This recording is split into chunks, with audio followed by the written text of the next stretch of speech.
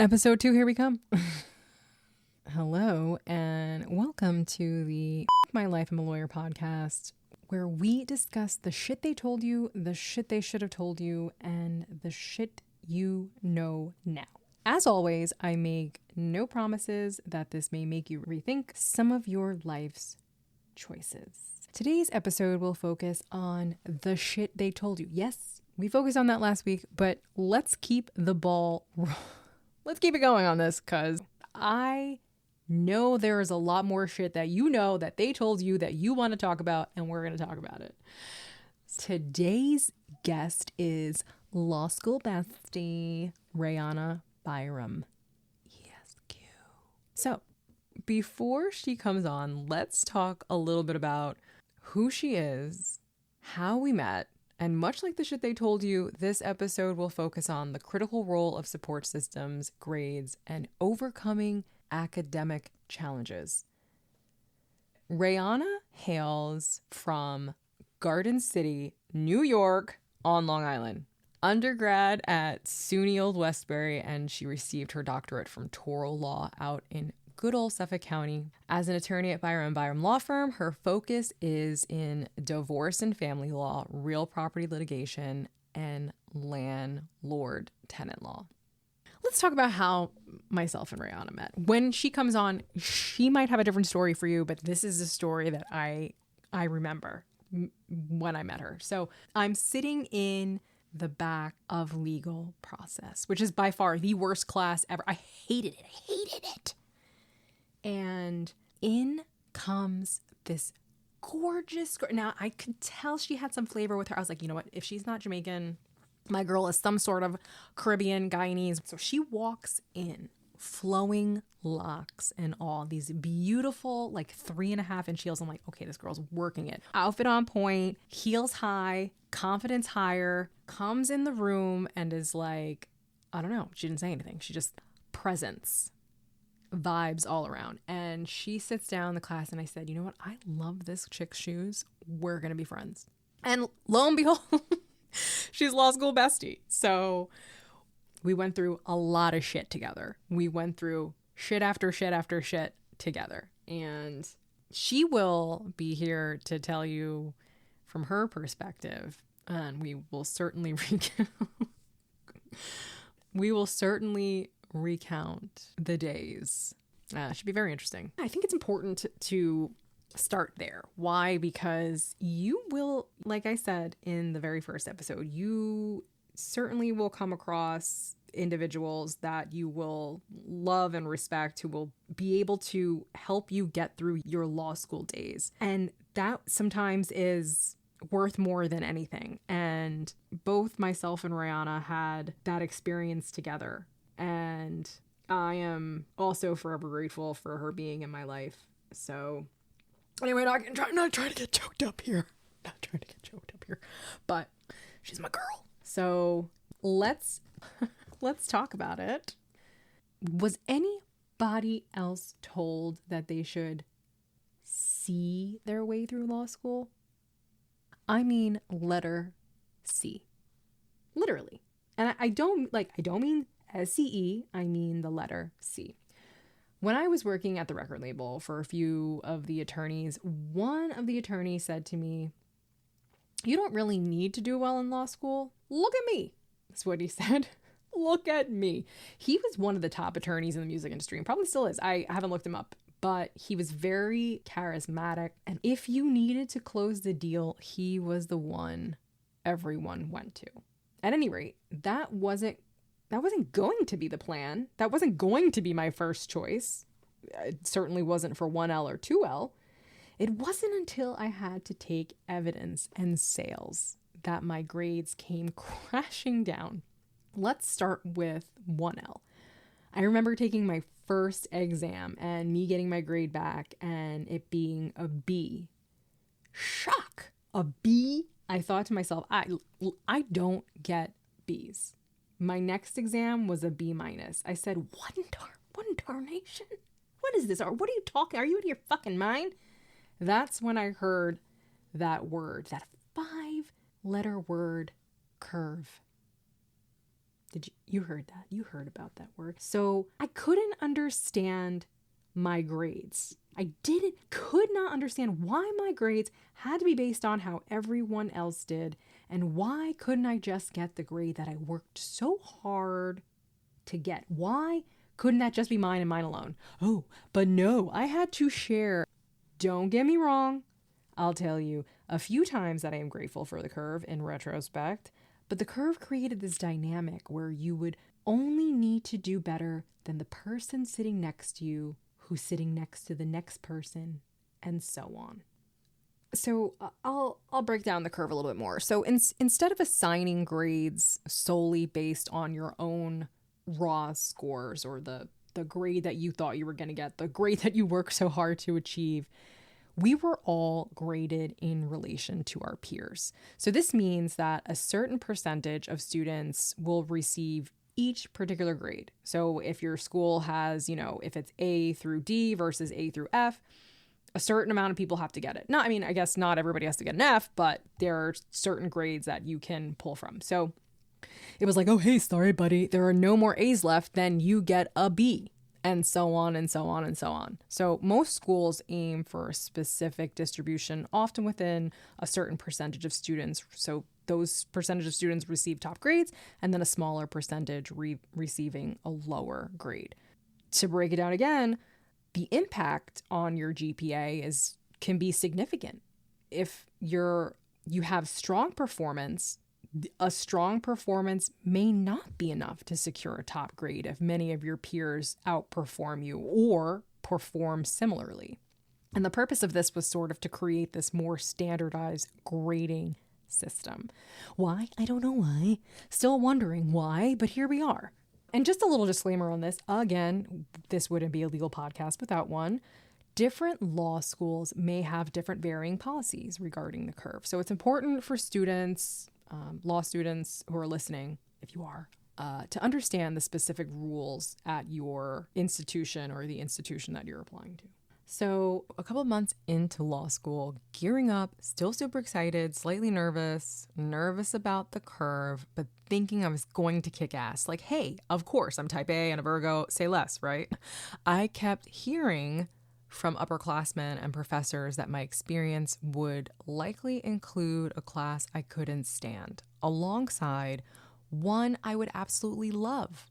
This duality to me suggested that, okay, yes, this is the quintessential law school journey. Of course, I'm going to experience some highs and lows, but not quite the one particular low that I ended up experiencing. Nevertheless, it almost felt like a rite of passage. Crim law, torts, contracts, all classes I loved. Property, also fairly interesting and straightforward until we got to the rule against perpetuities and mortgages, which I absolutely could not stand. Con law was, well. And then there was 2L. I was like, you got this. Let's fucking go. Dedication, persistence, resilience. You have it all. Facets necessary for the legal field. Then sales and evidence entered the chat. I had a good evidence professor. And this is not about the professor. Listen, one of the professors was absolutely horrible. I'm not sure that this professor really cared about his students, and that may be my perspective, but I've heard from other students who felt the same way. I know my experience, and the experience that I had was lackluster. I wanted to run an entirely different way. It was I'm pausing so much because I think when I was going through a really rough time in law school and I asked to meet up with this professor, man, if I could find those emails, I would love to read them back, because I had a question about my grade and I wasn't just like looking for one point. This was at this stage in my law school career. The rules, from what I remember, were you can't get a certain grade in the certain year that you were in, because that's indicative of whether or not you're going to pass the bar. And I ended up getting this grade that really tanked my GPA. And I was asking to meet with the professor, not to change my grade. I was going to be like, hey, professor, can you change my grade? No, I wanted to meet with the professor to understand why my grade was such, because I didn't understand. And I also spent hours studying for this exam with a few people who could understand pretty much anything you spit at them. And I sought every ounce of extra help I possibly could for this class. And for some odd reason, it just was never good enough. It just was never good enough. So I remember having this really rough time and trying to meet with this professor, and he wouldn't give me the time of day just to even explain where I went wrong. And I was like, wow, you are an ugly human being inside. So that was sales. My other professor in evidence, great professor. I just could not for the life of me get evidence. The professor was incredible, really was. And one of the top ranked professors. And even on the bar exam, there were certain things within evidence that I could not understand.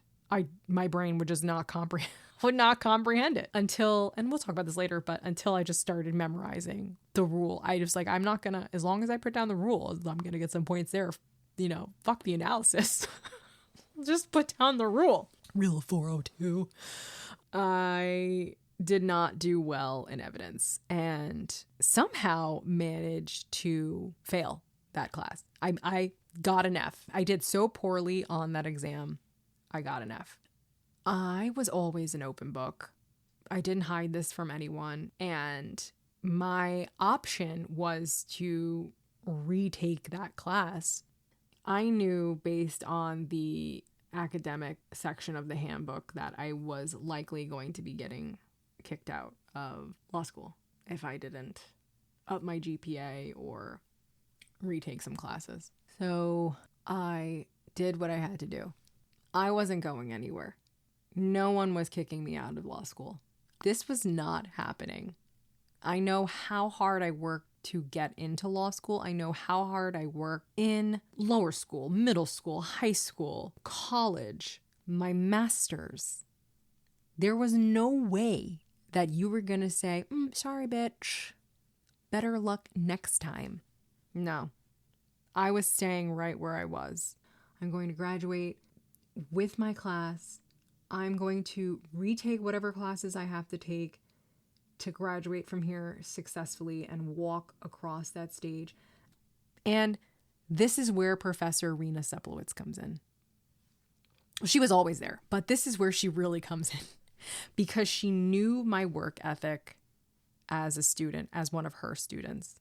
She probably saw potential in me that I might not have recognized in myself. And I think because she observed my engagement with the group of peers that I kept at the time, who were very motivated and ambitious, she recognized that I surrounded myself with individuals who pushed to excel and to foster this environment of collaboration. So I think she knew that I had drive, I had the mindset, I had a setback, and that happens, and that's okay. And she saw in me the qualities of a dedicated student who was still ready to continue to take on the challenge of finishing my legal education. Her offer of guidance and mentorship proved absolutely invaluable. I sort of tucked this memory away into a deep folder in my brain somewhere because it's not the greatest memory, but regardless, what I do remember, I had the support throughout my entire law school journey, and her meeting with me just to have a conversation about my law school career and what I would need to essentially do to stay on the track for graduation was and is something I will never forget. I remember going into her office and sitting there with her and her just being so, she was always very gentle in her tone of voice. I mean, okay, let me take this back. Professor Seplowitz, you were always gentle, but in property, if somebody pissed you off, that look, I remember that look. She was definitely pivotal in me finishing my law school journey, and she had a profound impact. I remember walking across that stage in graduation and just giving her a hug and just sobbing because I worked really hard to be there. But if it wasn't for Professor Seplowitz, I don't know if I would have made it across that stage. So Professor Seplowitz embodied the qualities of what I would deem an exceptional mentor. And for her, the door was always open for each and every one of her students during office hours, or even if there weren't office hours, just through informal conversations. And her encouragement, at least for me, gave me the confidence to continue to forge through law school and continue to create my path and stay on it. So some of the most important aspects of law school or going through law school is finding a mentor or someone or a friend who can be there for you, who can be that unwavering support during moments of self-doubt. Because law school is just not easy. It's not easy at all. It could be overwhelming. There could be times where you question your existence. You question your abilities, your future, how broke you are. You will, everything. You ask yourself, why am I doing this? Who is this for? Is it for me? Can I make it through this? And in those moments, the knowledge of having either a professor or a friend to remind you of your potential and your resilience is what will push you through. So if anybody ever tells you to see your way through law school, don't do that. Don't do it. Don't see your way through law school. And if you can, you know what? Okay, see your way through law school, but make sure that's all you're getting. Don't get anything lower than C's. Because you might find yourself in a situation where you're like, shit, now what? Now what? Okay, so we are here with law school bestie, Miss Rihanna Byram, ESQ. We are in her office on Hillside Avenue in Queens. Jamaica Queens. Shout out to Queens. I don't know exactly where to begin. I think, did you want to dispute how we met? No, I don't, because I think that the description of me was just Perfect. Okay, awesome. So tell us a little bit about what you do. We know that you are in divorce. How is that going for you? Okay, so I do practice matrimonial law. I do a lot of divorces, real estate litigation, coupled with the fantastic landlord-tenant housing court, which is just a disaster. But just to backtrack, you asked how is divorce practice going? It's good. I tell a lot of the clients but when they come to me, try to work it out and be as amicable as you can be, since divorces can become so costly. And predominantly our community that I cater to here, a lot of my clients don't have $20,000, $30,000, $40,000. So it's always in their best interest, I'm sure, as you know, because you did a lot of divorce, matrimonial law. Yep. But I enjoy it. I actually enjoy a lot of what I do. Just lately, what's been a little frustrating is the housing court. I'm sure everyone's seen it on the news, and just a lot of the issues that landlords are faced with, tenants just not moving out. And the rules in place give tenants a lot of opportunities to stay for a very, very, very long time, stay in possession. So that's pretty much what's been going on in my practice. Awesome. So when was it that you knew you wanted to become a lawyer, and did your cultural background play into why you became an attorney? And are there any more attorneys in the family? So culture, no, I just wanted to make money. No, I'm kidding. No, I'm not really kidding. But, I wanted to become a lawyer because my father, I work with my father. It is his practice, and I just happened to, I was, what's the right word to say? Legacied? Yeah, inherited, Legacied. gifted, whatever you want, however you want to put it. But growing up, I grew up in a Guyanese. I'm first generation Guyanese.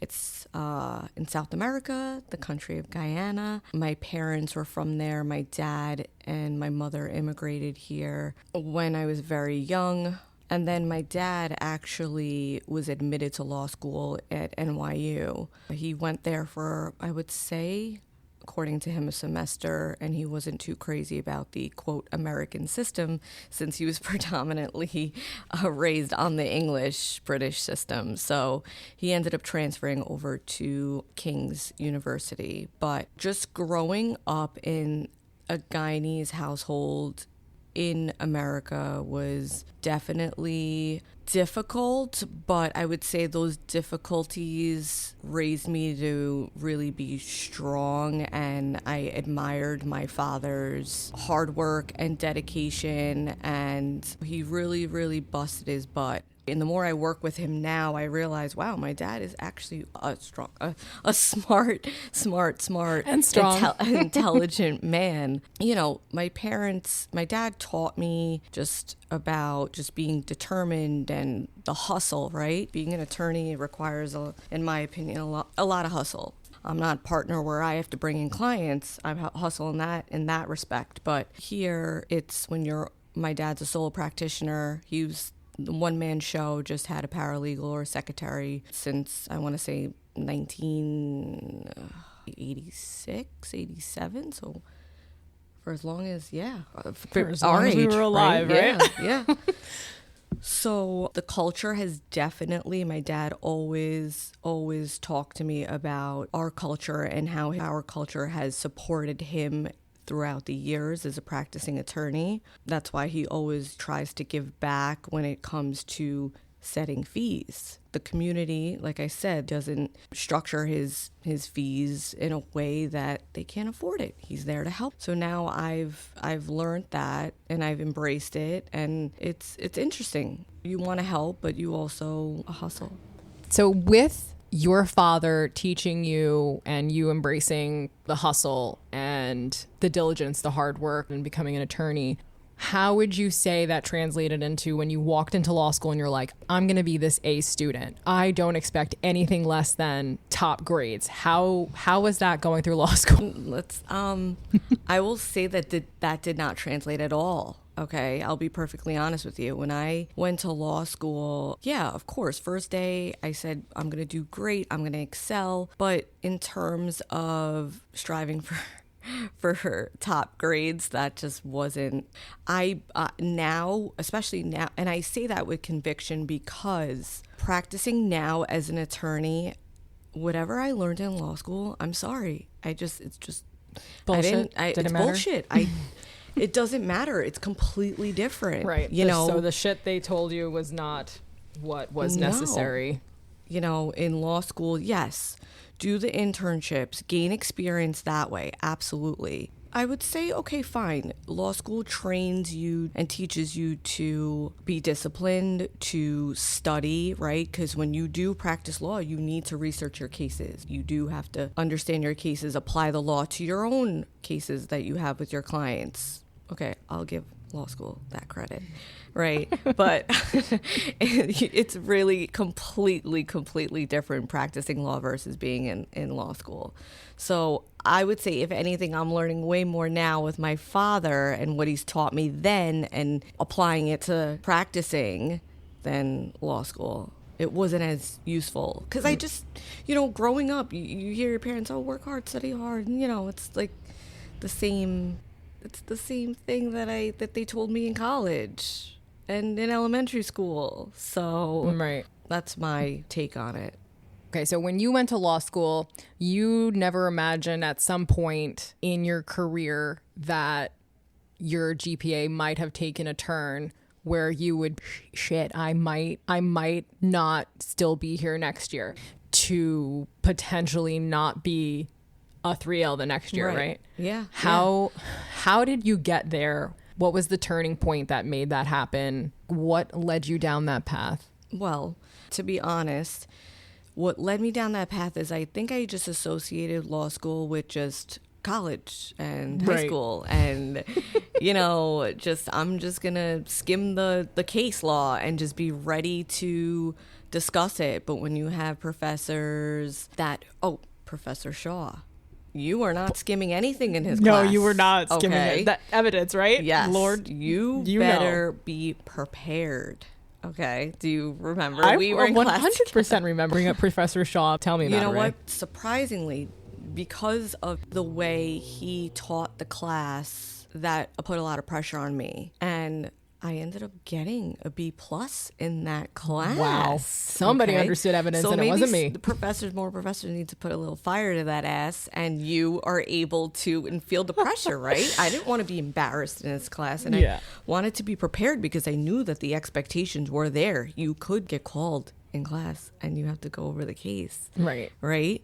And also, too, at that time, my other classes, I kind of was like, I think, what was that? Didn't it weigh heavily on your GPA too? Yes, exactly. Yeah, so that's why I said to myself, okay, I have to take this really seriously because I'm not really doing too well in the other, or I'm not taking the other classes. Was it? Serious. Okay, so what were the other classes that made you sort of feel like, shit, I need to pick up in my 4-credit class? Was it like Civ Pro? Civ Pro, yes, but I also loved Professor Kennedy. I love you, Professor Kennedy. You were such a great professor. She just was very engaging. When you're that engaged, it helped you understand civil procedure, even though you dreaded it, right? All the CPLR and all the rules, and right. But she taught very well, and I appreciated that. And I think that appeals to the type of person that I am. I need professors that are going to really put pressure on you. You could get called out in class. The credits are worth a lot. Study your cases, be on your A game. And that you could tell they take it seriously. You will be penalized if you're not prepared, or you will fail if you don't study for my class. Right? That fear that they instill. Maybe that kind of brings me back to my dad, right? The fear that he instilled in me my whole life. But fear from father. Yeah. So speaking of Professor Kennedy, because I know she was sort of she became a mentor to you. Yes. At what point in your law school career did Professor Kennedy, which was our Civ Pro teacher at some point in our law school journey, how did you gravitate towards her? So I gravitated towards Professor Kennedy because she was very engaging, and you could tell she wanted her students to understand the class, understand the material, understand the cases, understand Civ Pro. I would speak to her after class when I didn't understand, and she was just always so pleasant and always so willing to help, and that's how I gravitated towards her. Just to backtrack, I think the reason why I was on a path where I thought that potentially not been a 3L was I just associated law school with undergraduate studies, and it's not the same animal. It's a completely different beast. And I think it's just very important to stay on course and have a support system, right? I'm not going to lie, going to law school, it was very cliquey. It was very cliquey environment, and I'm so happy that I was able to meet you, Kat. Oh, right? Yeah. I only had a few friends, in law school, but I think that that's all you need, as long as you guys are supporting one another. And if you don't read the cases, hey, give me your notes, please. Yes. Right? In the library, yo, can you pass me that shit over there?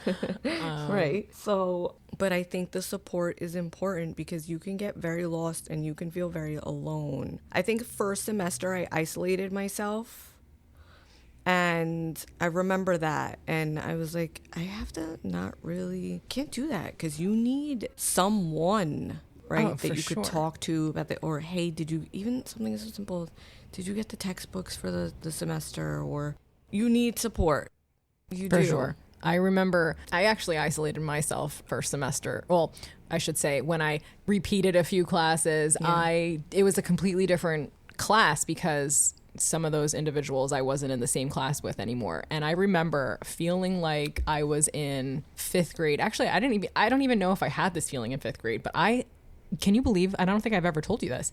I took my lunch from the cafeteria and ate in the girls' bathroom stall by myself. And I remember finishing like I was eating my apple like literally on the toilet seat, and then crying because I was like, wow, I thought I knew it all coming in here. I thought I was going to be this top student. I'm not this top student. I'm mediocre, but hey, I'm making it. Right. And then my GPA suddenly tanks. And then I feel like I have no one because my class is now moving on to the next, the next L year. Yep. So I don't know if it was just the whole isolating aspect, aside from the fact that it was cliquey. Do you agree with that? Don't you feel like law school is cliquey? Come on. So yes and no. And that's why part of the reason why I was crying, because certain people did not want to associate with you past a certain stage. They were like, even the dudes were kind of cliquey, right? They were. Right?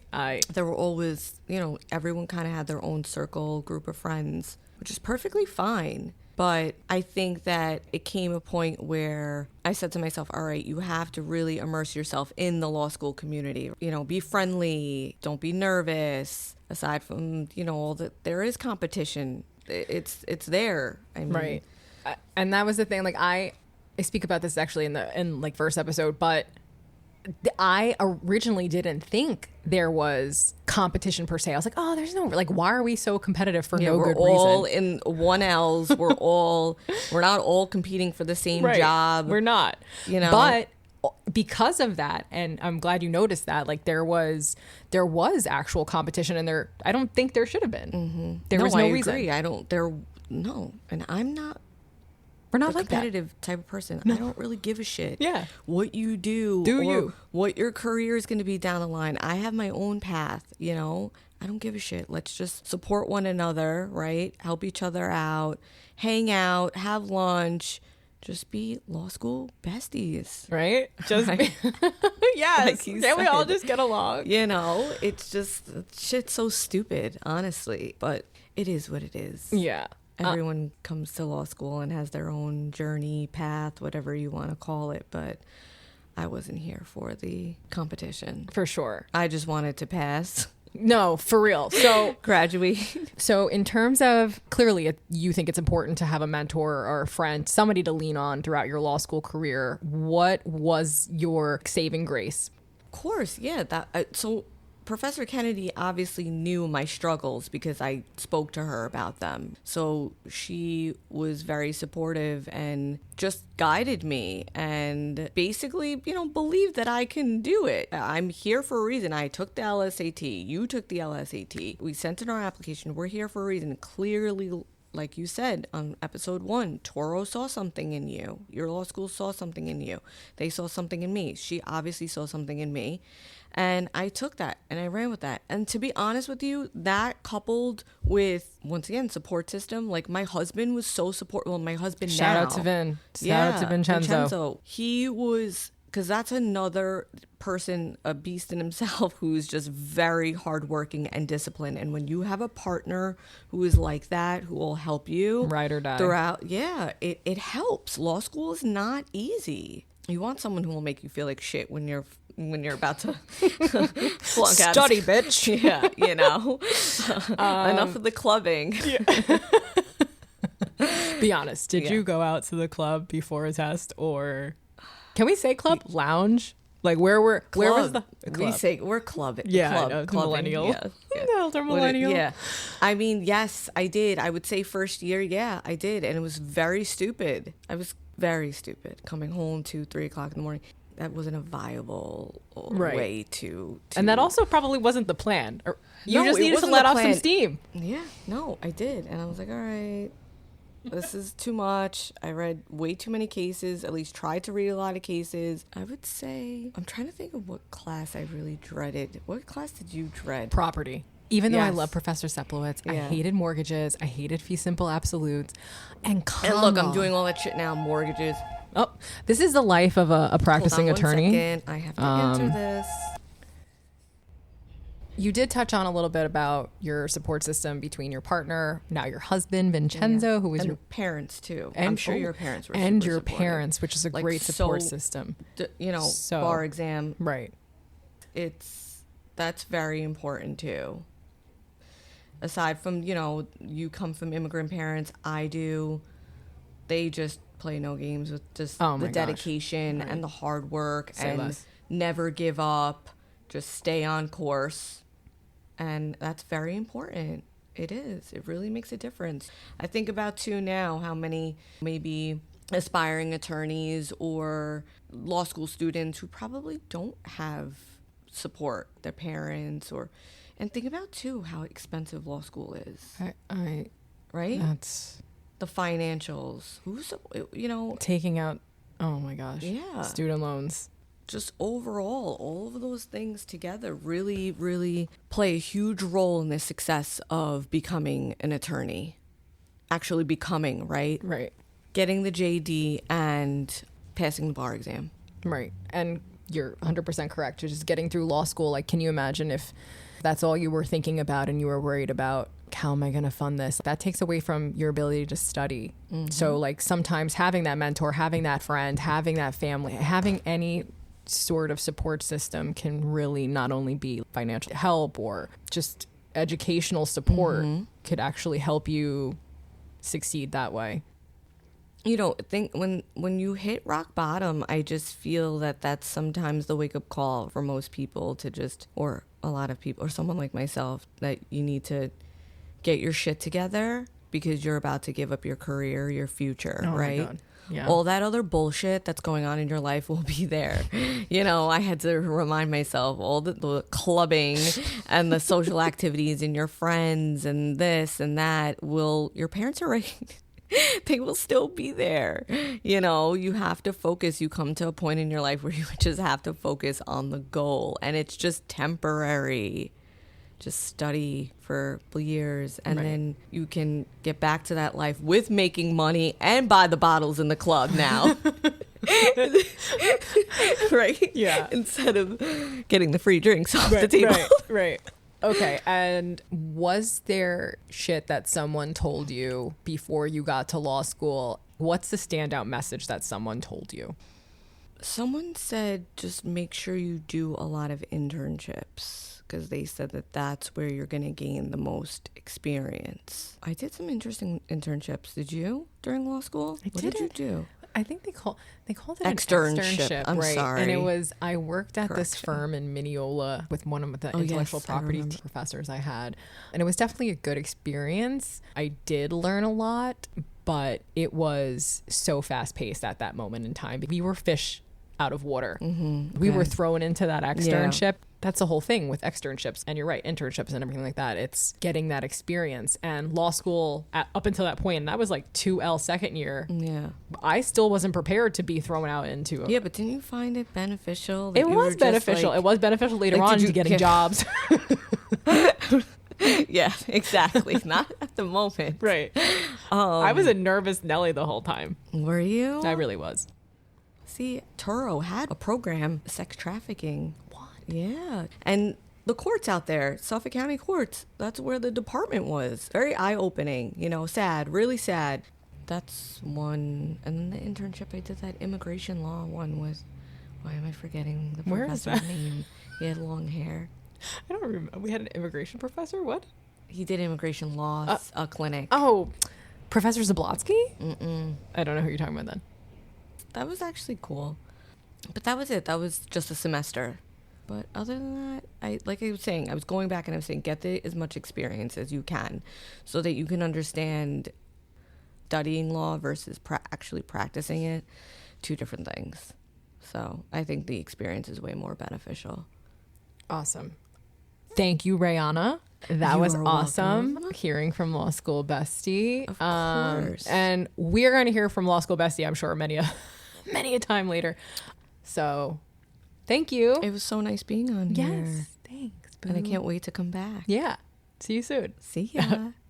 Navigating challenging times in law school, it's abysmal. It's abysmal. It could feel overwhelming, but leaning on your friends for support can make all the difference. And yes, I said friends with an S, but hey, one friend is fine. Somebody, anybody. It's just having that solid support system Knowing that you're not alone can make the experience more enriching and certainly less isolating. So, with that, next week we'll talk about the shit they should have told you. Check out the F My Life I'm a Lawyer podcast right here or anywhere you find your podcasts where episodes drop on Wednesdays. Because what's better than a little midweek f***ery? Remember, we're cool legal, not uptight.